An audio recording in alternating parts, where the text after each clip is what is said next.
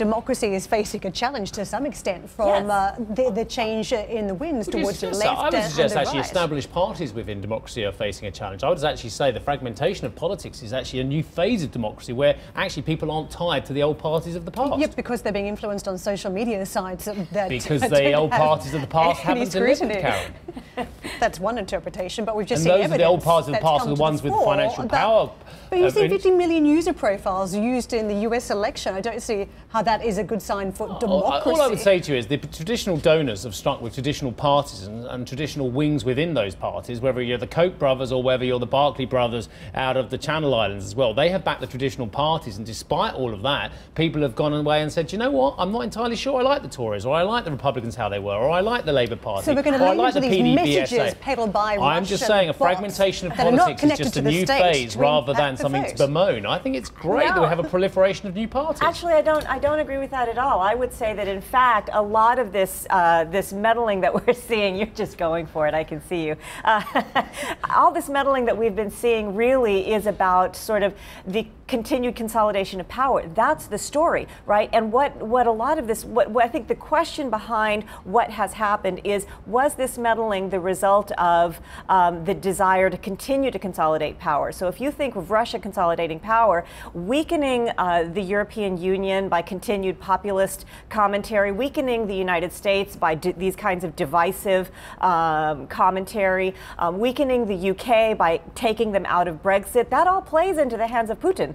So this is about consolidation. Dismayed that you think that all of the people out there who are dismayed and fed up with the incumbents who have had a degree of incompetence in Europe in a supranational level, at a domestic level, and I'm talking both within the United Kingdom and without, and in the US and elsewhere, I'm amazed that you think that is all down to influence of fake news on social media. I'm not disagreeing that the parties were perfect and that everything could stay the same. I'm simply arguing that the role of social media was not predicated by that. That kind of dissatisfaction has been around for 20 years, right? But what made it prescient today was an actual determined effort by a foreign government to consolidate power by breaking up power and allies around the world.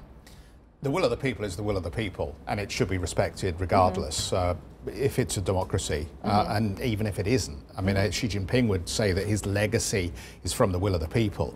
I suppose the question is really, this mind hacking, is it something new, or is it something that we haven't seen, or is it something we've seen before, but it's just been political lobbying, or it's been some other form of suasion to get people to vote the way you want them to on particular issues? I would argue that if you look at the political outcomes we've seen, actually a lot of them make sense, because we've had stasis, because people are fed up with politicians with no new ideas, who are ultimately just running up debt and impoverishing communities because wage bills are not going up. Right, but I would disagree. I think I think that the psychological manipulation of users has crossed a line. To some degree, a lot of that messaging that you're talking about still happened within the form of regulation. There were regulations about what you could do. Here, you're talking about sort of privacy settings that are impossible to figure out, where you effectively take a quiz and you give up not only all of your information, but somehow all the information everyone you're connected to. You're joining up two things here, aren't you? Absolutely. I know we've got to, but in fact, no one on social media forced David Cameron to make a fatal error and try and sort out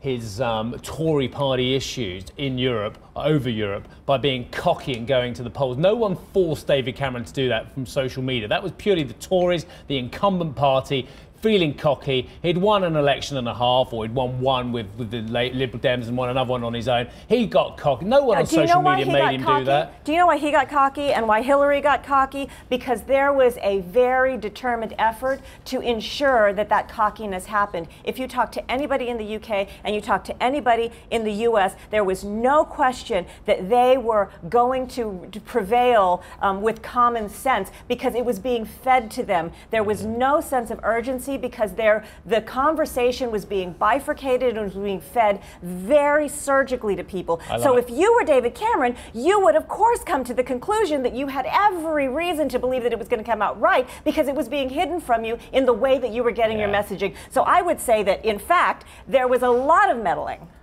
Yes, you would. And you've said it in no uncertain terms. Wow, this is why we have Gina back. I'm like, okay, very good. Right, okay. And his pulses were rubbish as well.